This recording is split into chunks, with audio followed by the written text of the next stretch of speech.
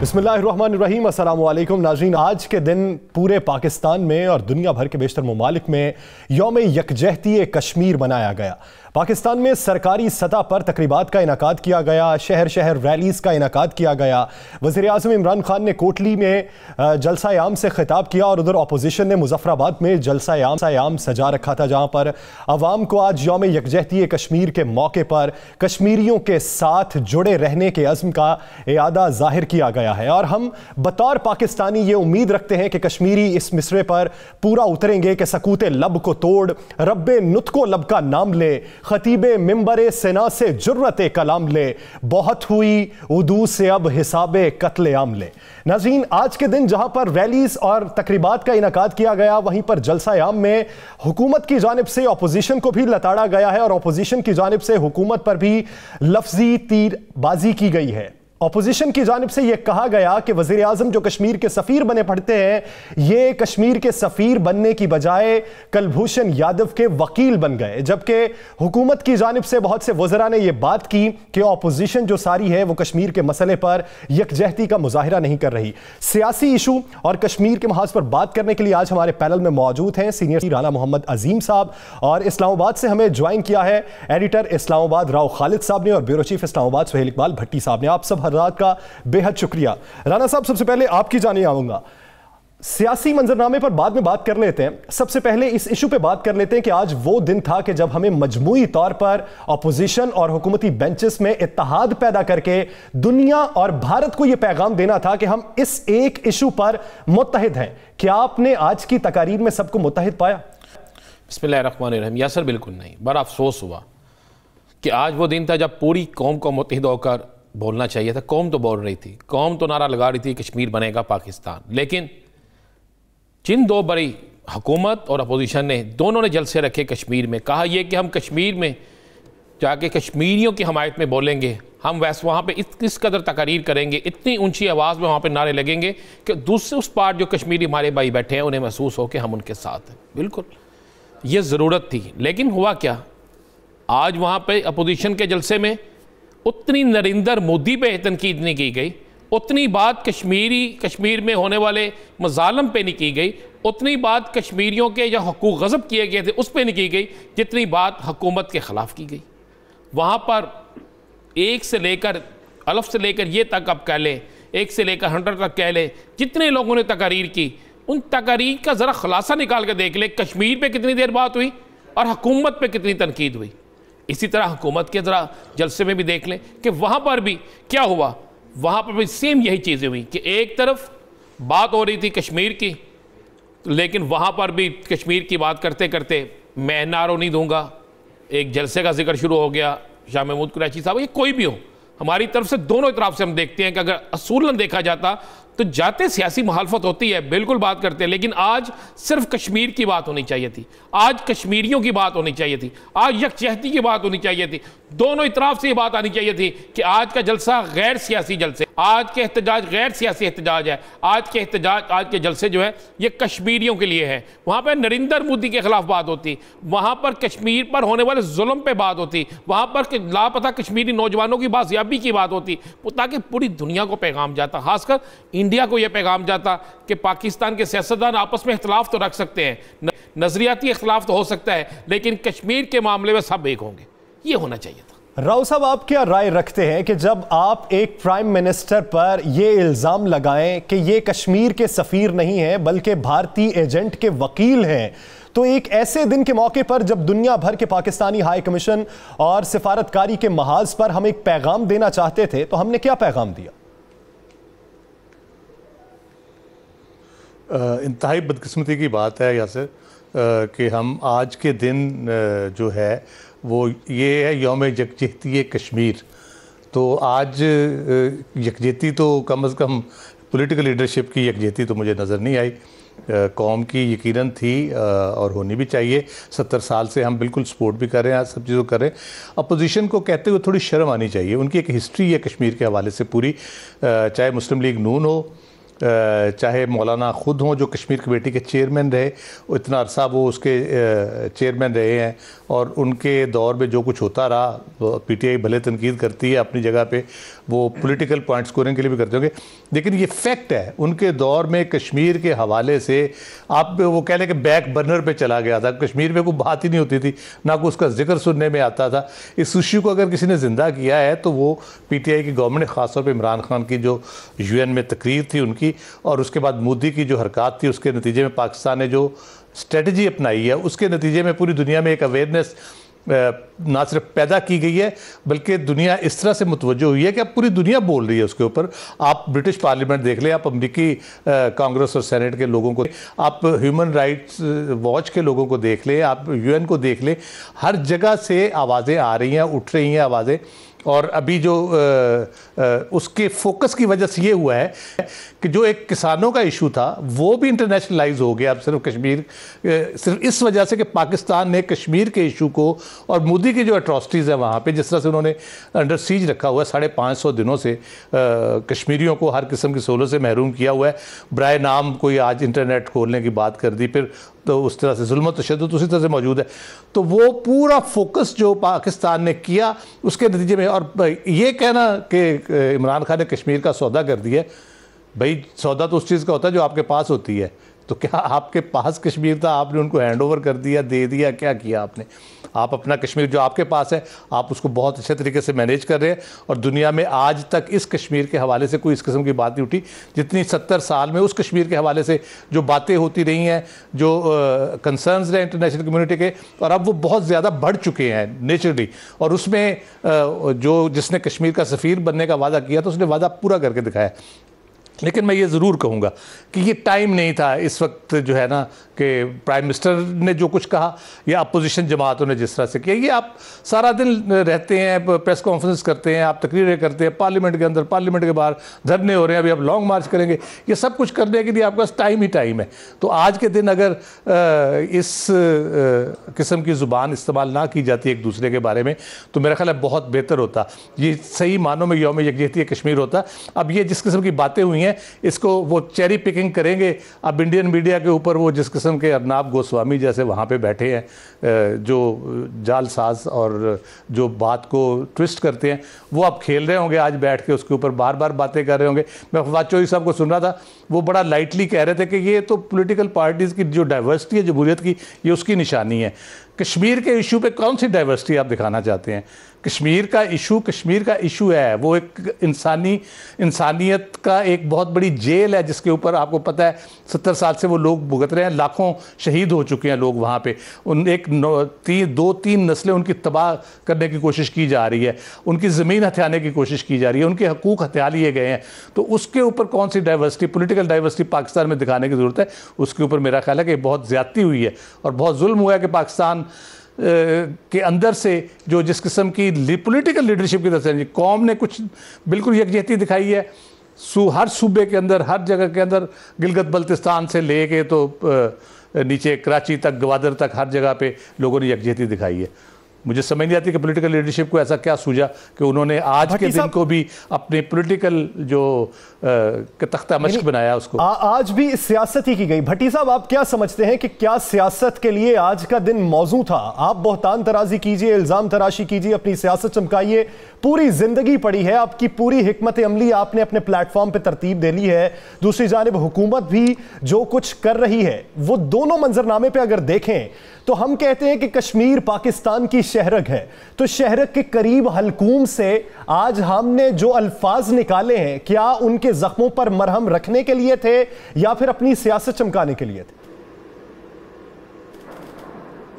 जैसे जख्मों पर मरहम रखने के लिए तो कतई नहीं थे, और बदकिस्मती है। और आज दिन भर जब ये दोनों जो ये बड़े इवेंट्स हुए, जब हम उनको देख रहे तो बड़ा दिल दुखी हुआ। लिटरली 365 दिनों में से हम 364 दिन जितनी मर्जी सियासत करते हैं और मुसलसल सियासत हो रही, शायद ही कोई दिन हो जिसका आगाज़ और जिसका इख्तिताम सियासी बयानबाजी से और सियासी मुखालफीन और हुकूमत की तरफ से लफ्जी गोराबारी के ऊपर उसका आगाज़ और इख्तिताम ना हुआ हो।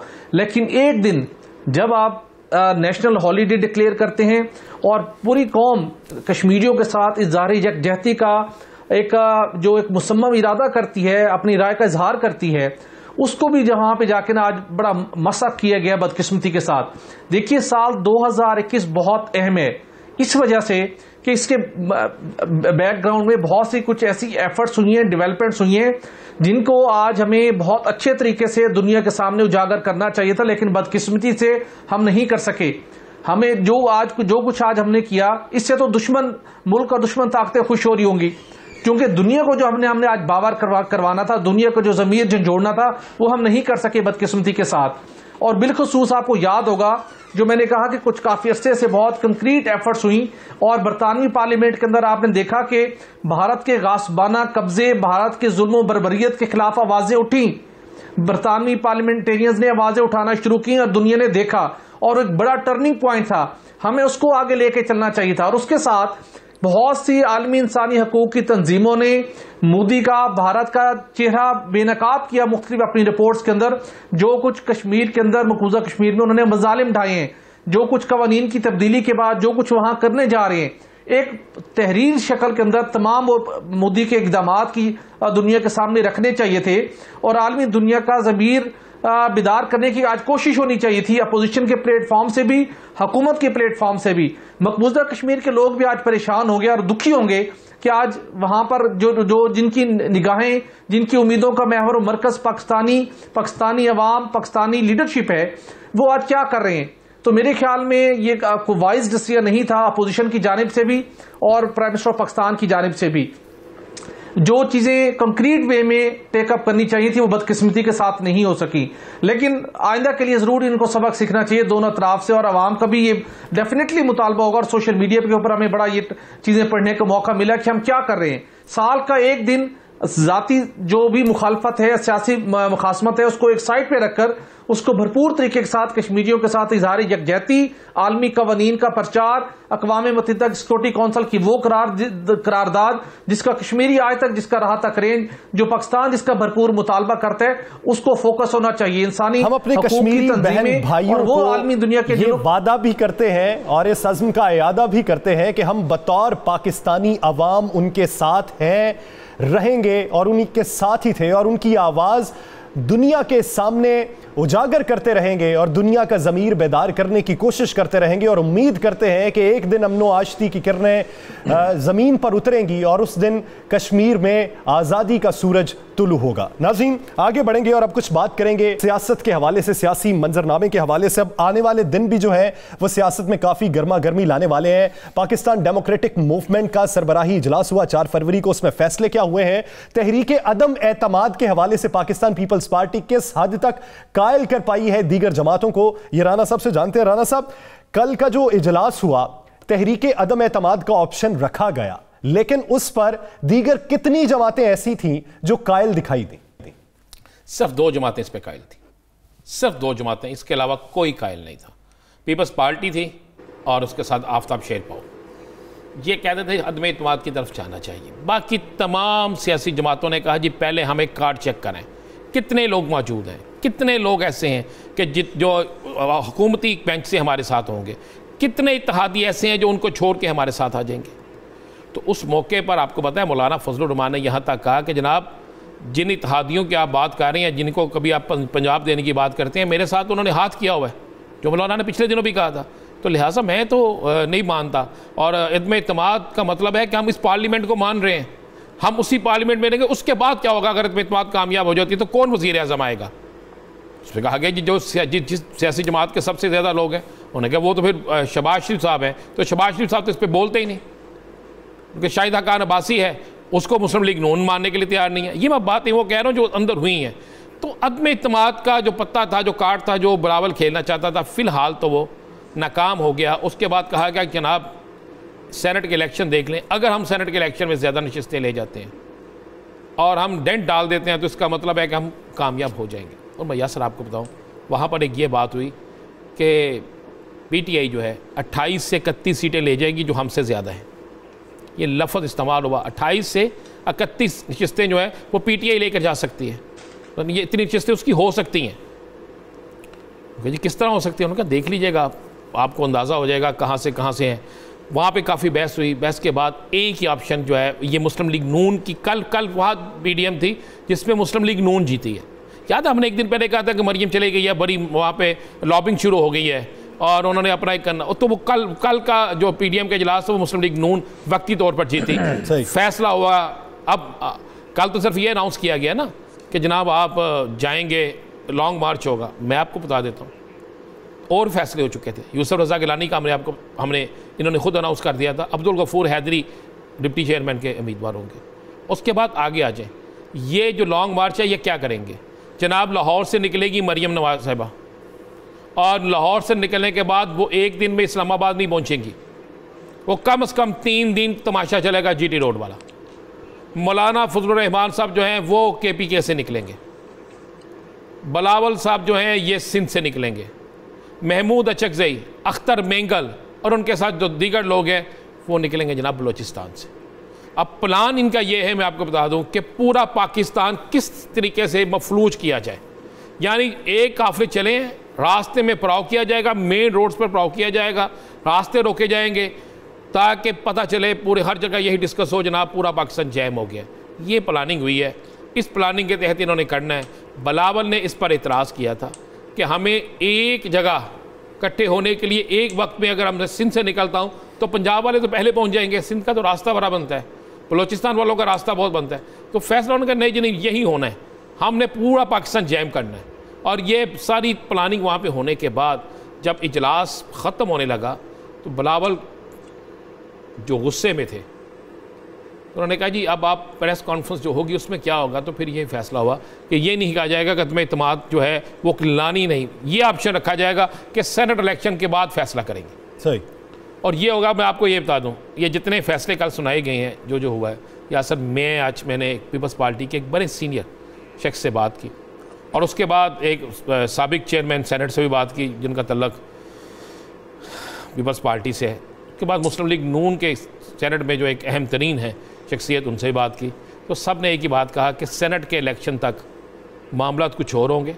अगर हम सेनेट का इलेक्शन वो कामयाबी हासिल ना कर सके जो हमें तवक्को है, तो उसके बाद ना तहरीक चल सकेगी, ना कोई लॉन्ग मार्च चल सकेगा, ना कोई और काम हो सकेगा। और ये सारा डिपेंड जो करता है ये सेनेट इलेक्शन के नताइज के बाद वो आइंदा की अमली तरतीब देंगे कि हमारे लिए बेहतर क्या है।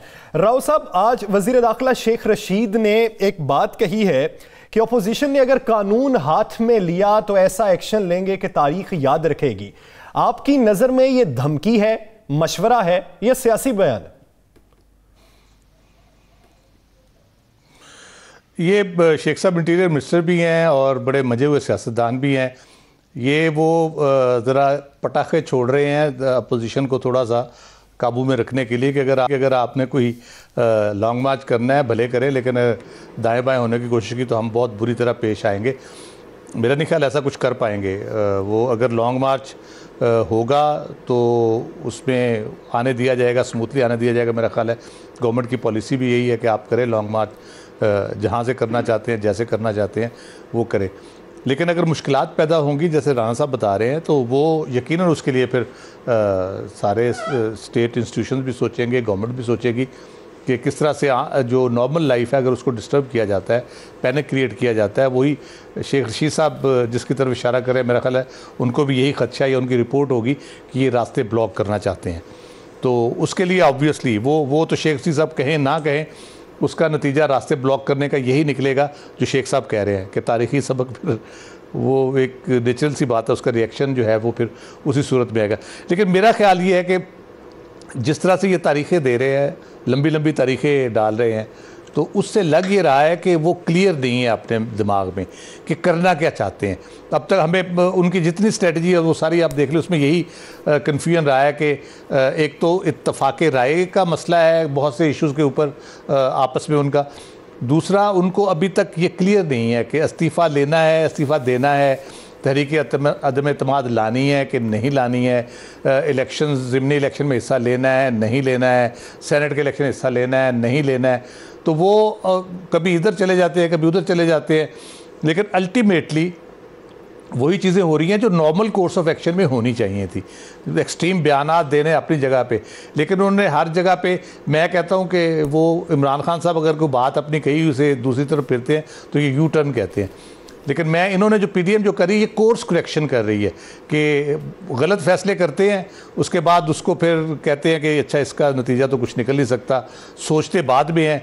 जैसे पीपल्स पार्टी ने सारा कुछ करने के बाद सीईसी का सोचा कि हमें सीईसी से भी पूछना चाहिए, जब सारे फैसले हो चुके थे पीडीएम में, 3 महीने बाद उनको ये ख्याल आया। इसी तरह से इनको अब ये ख्याल आया कि ज़िमनी इलेक्शन भी लड़ना चाहिए। अब लेटली कल ख्याल आया कि सेनेट में भी हमें हिस्सा लेना चाहिए। तो मेरा ख्याल है 26 मार्च तक जब ये लॉन्ग मार्च वाला काम करेंगे, जिसमें धरना भी देना चाहते हैं, धरने का जिक्र नहीं किया उन्होंने, तो मेरा ख्याल है वो धरना भी माइनस हो जाएगा और लॉन्ग मार्च की भी शक्ल को मुझे बदली हुई नज़र आएगी। लग रहा है कि उस तरह से नहीं होगा जैसा ये करना चाहते हैं। सेनेट इलेक्शन के रिजल्ट्स जो हैं वो बेशक जो जिस तरह से मर्जी हो जाए, जो पीटीआई की स्ट्रेंथ है उसको वो डेंट नहीं पड़ने लगा, शायद वो कुछ ज़्यादा हासिल कर ले उससे। जिस तरह की ऑपोजिशन को जो खदशात हैं वो हकाइक में तब्दील भी हो सकते हैं। भट्टी साहब, आप क्या समझते हैं, शेख साहब के इस बयान पे आप क्या राय रखते हैं कि अगर मरियम नवाज साहिबा को बाहर जाने की इजाजत दे दी जाए तो पीडीएम आज ही खत्म हो सकती है? जैसे देखिए, शेख साहब हर एंगल से ना अपोजिशन को ट्रीट करने की कोशिश करते हैं, साइकोलॉजिकली भी और पॉलिटिकली भी, क्योंकि वो ये समझते हैं कि उनका जो उन्हें एक रोल मिला, जिन हालात के अंदर मिला, वो यही रीजन थी जिसकी वजह से उनका कलमदान तब्दील करके उन्हें वजारत दाखिला कलमदान सौंपा गया था। क्योंकि उस वक्त पीडीएम इमर्ज हो रही थी और ये एक्सपेक्टेड था कि पीडीएम अपने जलसे और रैलियां करने के बाद इस्लामाबाद आएंगी, तो लिहाजा इस सूरत हाल को हैंडल करने के लिए ही शेख रशीद साहब को ये इस वजारत दाखिला का कलमदान मिला। तो लिहाजा सियासी जो उनके मखसूस अंदाज़े बयान है, उससे वो अपोजिशन को डराने धमकाने की भी बात करते हैं, प्यार आपके नजदीक वो नफ्सियाती तौर पे और सियासी तौर पे अपोजिशन पे दबाव बढ़ाना चाह रहे हैं। ये दबाव आने वाले दिनों में कुछ नताइज भी दे सकता है। नाज़रीन, अपोजिशन को लॉन्ग मार्च करने की जरूरत क्यों पेश आई, इसी पर बात करेंगे एक शॉर्ट ब्रेक के बाद। Stay with us.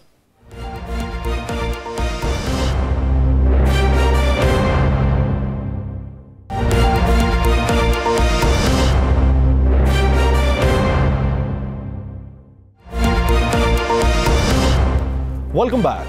नाज़रीन, मरियम नवाज और मौलाना फजलुर रहमान साहब की सर तोड़ कोशिशों के बावजूद भी वो हुकूमत को नहीं गिरा सके। 6 माह के दौरान बेशतर मोहलतें दी गईं, जलसे किए गए, नारे लगाए गए, हुकूमत को पेशकश भी की गई कि फलां तारीख तक आप हुकूमत को छोड़ दें वगरना नताइज भुगतना आपके जिम्मे होगा, लेकिन हुकूमत नहीं गई।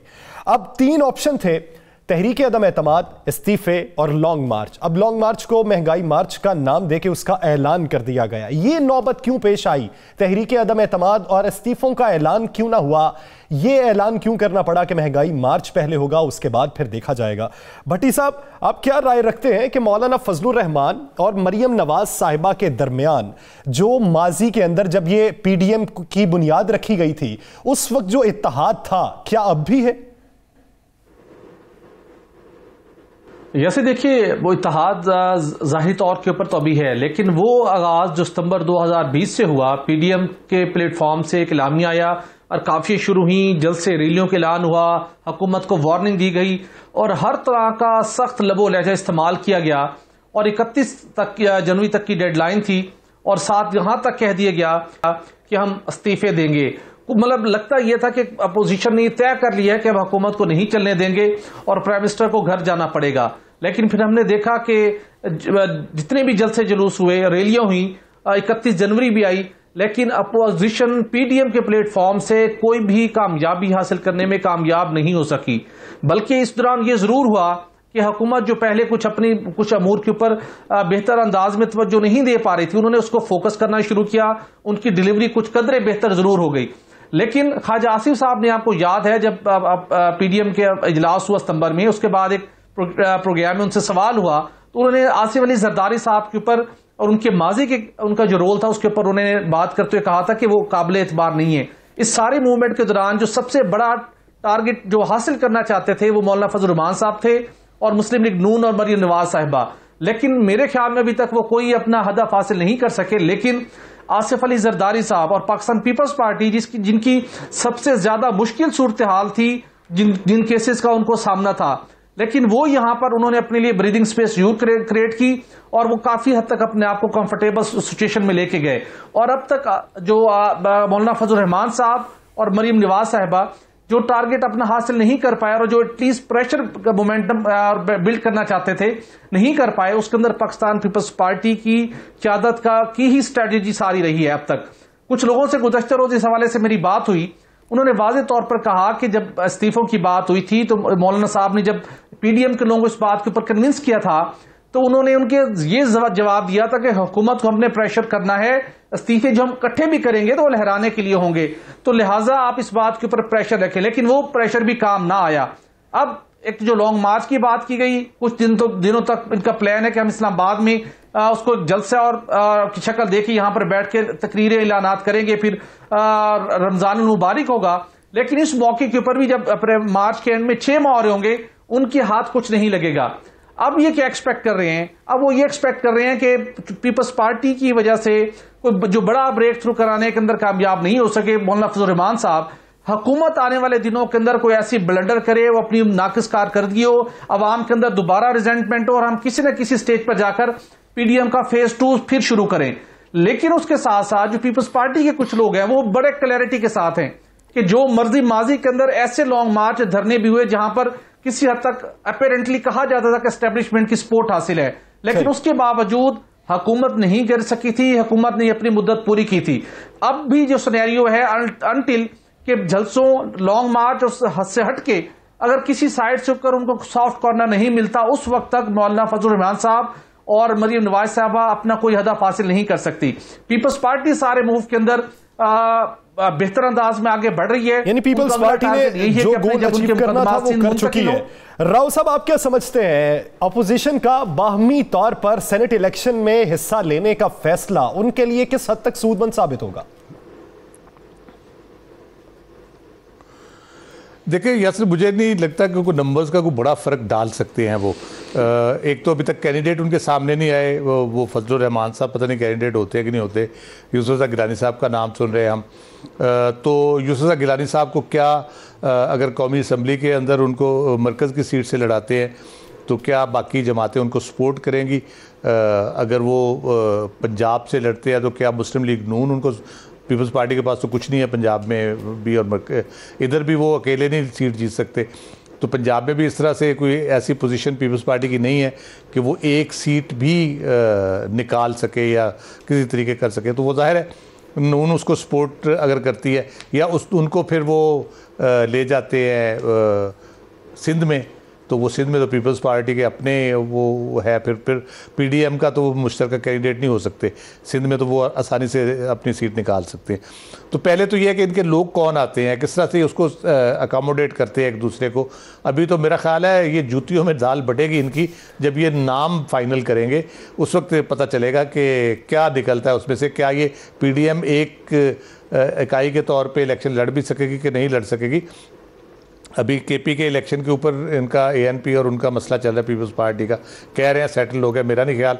तो एक छोटे एमपीए के इलेक्शन के ऊपर इस तरह से वो आपस में झगड़ रहे हैं और कोई फैसला नहीं कर पा रहे, तो सेनेट में किस तरह से ये इस तरह से लेके चलेंगे चीज़ों को। मैं इसीलिए कह रहा हूँ, पहले ही मैंने कहा कि जो पीटीआई है वो शायद तवक्को से 1-2 सीट ज़्यादा ले जाए, क्योंकि मुझे नहीं लगता कि ये बहुत ज़्यादा इत्तेहाद से चल रहे हैं और जो कुछ अब तक देखने में पीडीएम का नजर आए।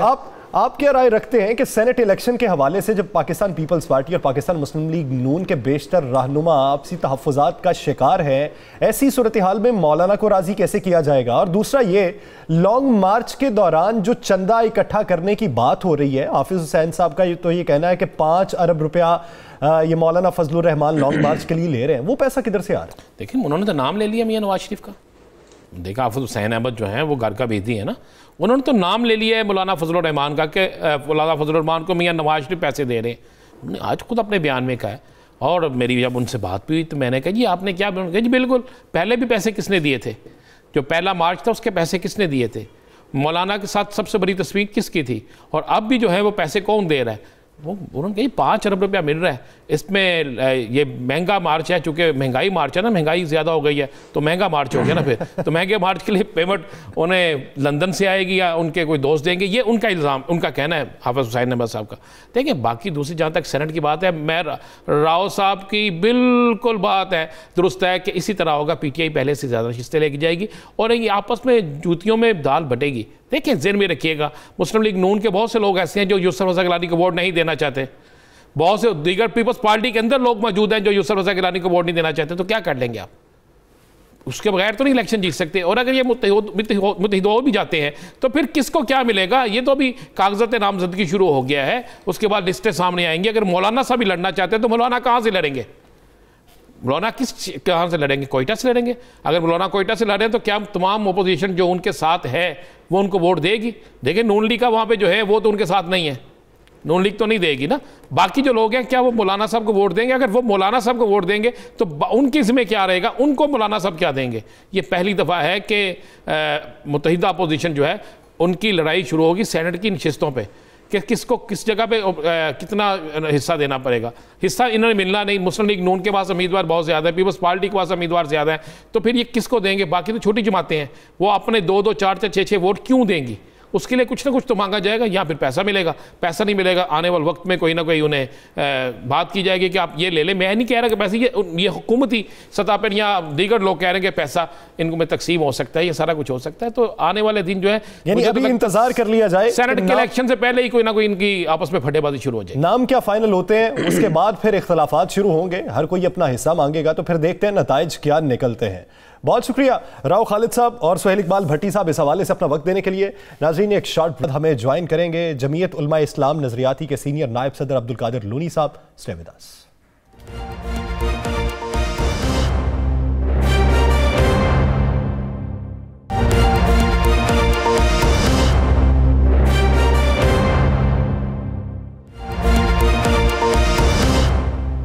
Welcome back. नाज़रीन माजी की बात की जाए तो बहुत से अफराद जमीयत उलमा इस्लाम फेज से अलग हो गए थे, नजरियाती तौर पर भी कुछ इख्तलाफ थे जिसकी बिना पर अलग हुए और जमीयत उलमा इस्लाम नजरियाती की बुनियाद रखी गई। और अब देखने में यह आया कि बहुत से पुराने अरकान को जो आलम दीन भी हैं, जय्यद उलमा हैं, उनको भी रुकनीत से खारिज कर दिया गया और उन्होंने अब जमीयत उलमा इस्लाम पाकिस्तान की बुनियाद रखी। और उनका यही कहना है कि यह बुनियादी तौर पर नाम जमीयत उलमा इस्लाम पाकिस्तान था और हम उसके रुकन थे और अब उसी को लेकर आगे चलेंगे। मौलाना फजलुर रहमान के लिए मुश्किलात क्या पेश आएंगी, इसी बारे में बात करने के लिए हमें ज्वाइन किया मौलाना अब्दुल कादिर लूनी साहब ने। मौलाना साहब बहुत शुक्रिया आपके वक्त का। मौलाना साहब बेशतर इल्जामात लग रहे हैं मौलाना फजलुर रहमान पे, लेकिन उनकी हिमायत पे तो सऊदी अरब से भी जमीयत उलमा इस्लाम फे के बहुत से अराकीन और कारकुनान सामने आ गए कि हम मौलाना के साथ हैं। उनके खिलाफ जो कैंपेन चल रही है वो सारी की सारी मुनज़्ज़म मनसूबाबंदी के तहत चल रही है। आप भी यही राय रखते हैं? नहीं, बिस्मिल्लाह रहमान रहीम। मैं तो सबसे पहले आपका शुक्रिया अदा करता हूं कि आपने मुझे लाइन पे लिया। आपको मालूम होना चाहिए कि जमीयत उलमा इस्लाम नजरियाती ने सबसे पहले जो है वो मौलाना फजलुर रहमान साहब के खिलाफ आवाज उठाया। वो इसलिए कि 2008 से कबल तकरीबन 13 साल पहले हम मुसलसल जमाती इदारों में ये कोशिश करते रहे कि जमात जो है वो अपने खतूत पे चलें, जमात के जो उसूल है उस उसूल के मुताबिक चलें, लेकिन बिलाखिर हम मायूस होकर के हम जमात से अलहदा हो गए। खुद हमें निकाला नहीं किया है बल्कि हम खुद अलहदा हो गए। हमने कहा इस जमात में रहना अब बायस सवाब नहीं है बल्कि बायस अजाब होगा। वो इसलिए कि जमीयत उलमा इस्लाम उनमें उसूल परस्ती खत्म हो गई। जमीयत उलमा इस्लाम में उसूल की पासदारी का नाम तक खत्म हो गया है और उसकी सरपरस्ती जो है वो मौलाना फजलुर रहमान साहब खुद कर रहे थे। मौलाना अब्दुल कादिर साहब, आप 30 साल तक उनके रफीक रहे, उनकी जमात में रहे, बड़े करीबी साथियों में आपका शुमार होता था। कौन सी ऐसी गलती मौलाना फजलुर रहमान से होगी कि आप समझते हैं कि उनके साथ रहना अब सवाब नहीं गुनाह है? बुनियादी तौर पे 2 चीजें मैं आपकी खिदमत में अर्ज करूंगा। सबसे पहली बात तो ये थी कि जमीयत उलमा इस्लाम के अंदर जो मंबरसाजी होती थी उसमें जेलसाजी शुरू हो गई और जब वो जेलसाजी शुरू होती है तो यूनिट से लेकर के मरकज तक तमाम जो इलेक्शन होता था वो जेली बुनियादों पे होता था। तो हमने ये सवाल उठाया मौलाना साहब से कि हम एक दीनी जमात है, अगर दीनी जमात में जेली मंबरसाजी होती है। और जो पैसे वाले लोग थे उन्होंने घरों में बैठ करके रुकनसाजी की, हजारों लोगों के घरों में बैठ करके रुकनसाजी किया करते थे, जिसकी बुनियाद पे यूनिट बनता था, तहसील बनता था, जिला बनता था, सूबा और मरकज बनता था, वो जेली था सारा।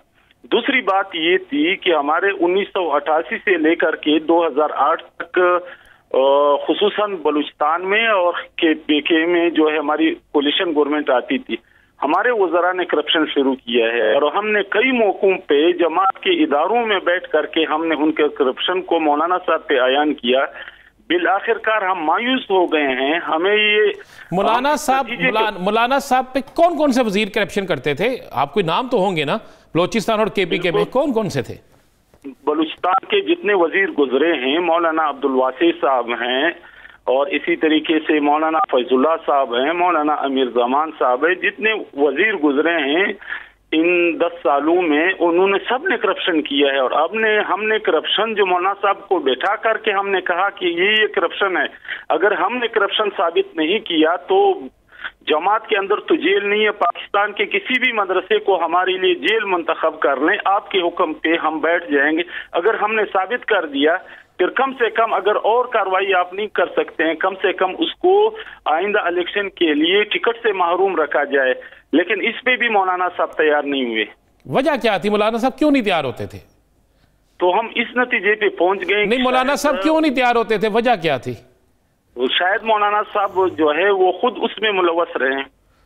मौलाना साहब, हाफिज हुसैन अहमद साहब ने यह कहा कि आज़ादी मार्च भी पैसे लेकर किया गया और अब जो लॉन्ग मार्च होने जा रहा है इसमें भी वो 5 अरब रुपया ले रहे हैं।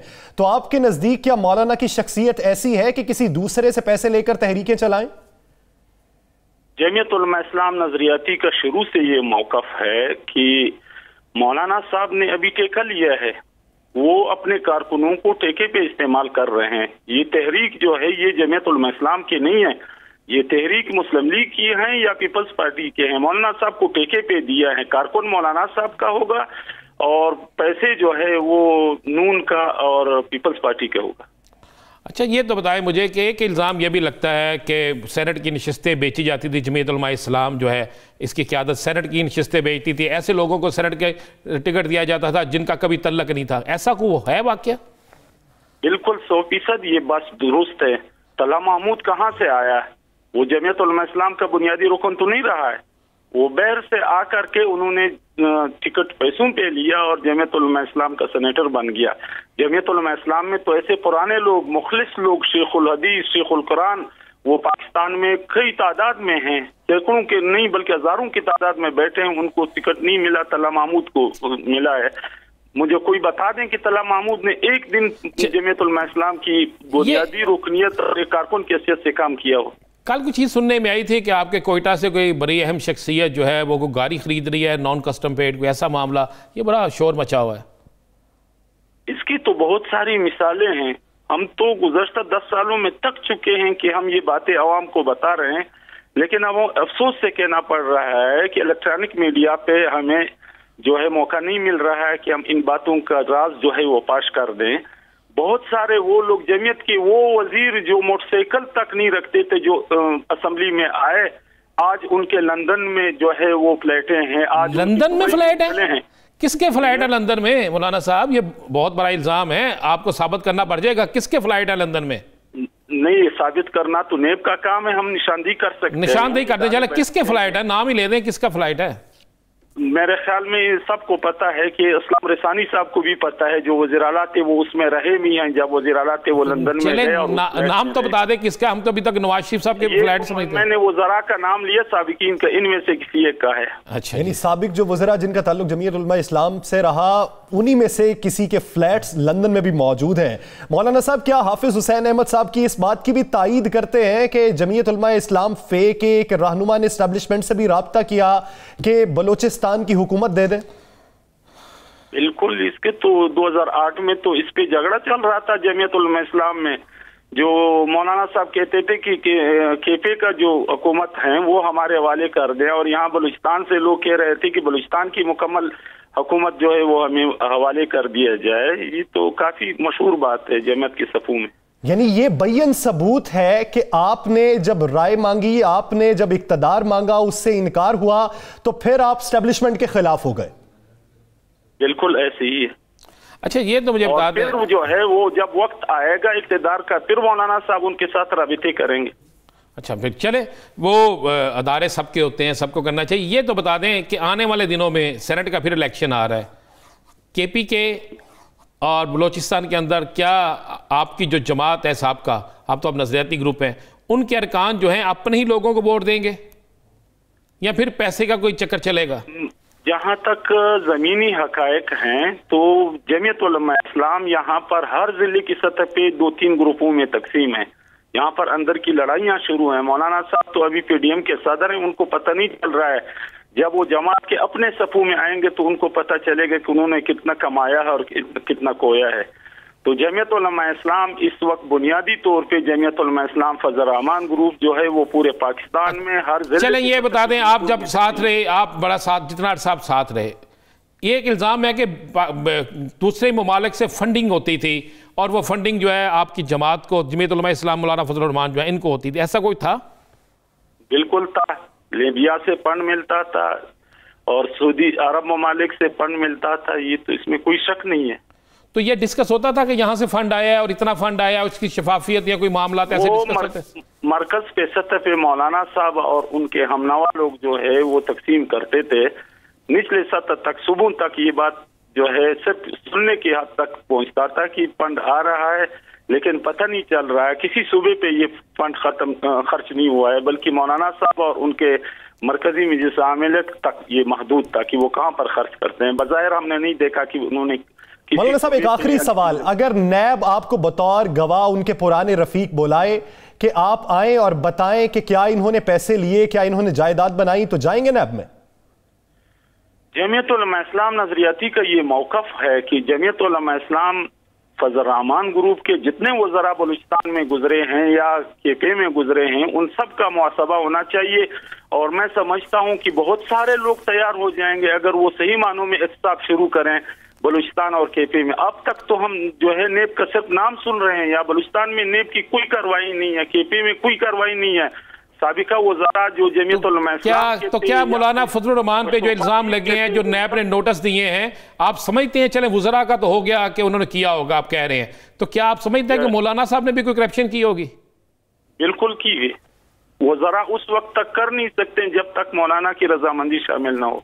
यानी आपके नजदीक मौलाना ने इजाजत दी, मौलाना के इशारे पर करप्शन की गई और मौलाना ने भी किकबैक्स वसूल किए। बगैर कोई भी मेंबर केपी के या बलूचिस्तान के वो नहीं कर सकते हैं। और हमारी शिकायत मौलाना साहब से यही रहती थी कि बासियत मरकजी अमीर का आपका फर्ज मनसबी है। बारहा शिकायत की गई नजरियाती तौर पे, जब इख्तलाफ बहुत बड़ा तो इसलिए आपने अलहदगी इख्तियार करना ही मुनासिब समझा। बहुत शुक्रिया मौलाना अब्दुल गनी साहब इस हवाले से अपना वक्त देने के लिए। नाज़रीन, भारत के अंदर जारी किसानों की मुहिम पर बात करेंगे एक शॉर्ट ब्रेक के बाद। Stay with us.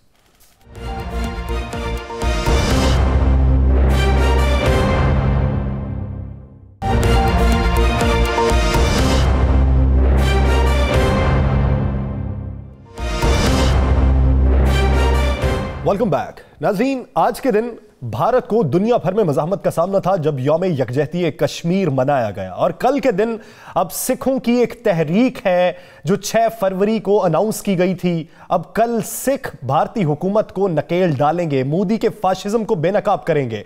अब हिकमत अमली दोनों जानिब से क्या अपनाई गई है, सिखों ने क्या एजेंडा तय किया है और दूसरी जानिब से मोदी हुकूमत का प्रोपेगेंडा क्या है, इसी पर बात करेंगे राना साहब से। राना साहब, पहले तो बात कर लेते हैं सिखों के प्लान की। उन्होंने अब प्लान क्या दिया है कि सिख किसान जो है ये किस तरीके से अपनी तहरीक को मजबूत करेंगे? देखें यासर, एक तो पूरे भारत के अंदर सिर्फ ये अब दिल्ली नहीं होगा, बल्कि भारत के हर शहर में जहां जहां पे एक भी सिख मौजूद है, आज उन्होंने अनाउंस कर दिया है कि हर सिख अपने घर से बाहर निकले। घर से बाहर निकलने के बाद एहतजाज करे, जो जिस सड़क पे, उसके घर के बाहर जो सड़क भी है, अपने बच्चों समेत, फैमिली समेत उस सड़क पे बैठ जाए। दिल्ली के अंदर जो सिख थे उनके घरों के बाहर तो पुलिस तैनात हो गई है।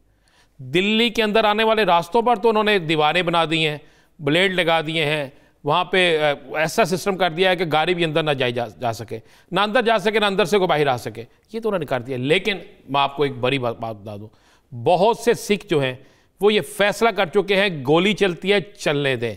दीवार होगी तोड़ देंगे, कंटेनर होगा गिरा देंगे, जो भी होगा हम हर सूरत पे एहतजाज करेंगे और दिल्ली के अंदर जाएंगे।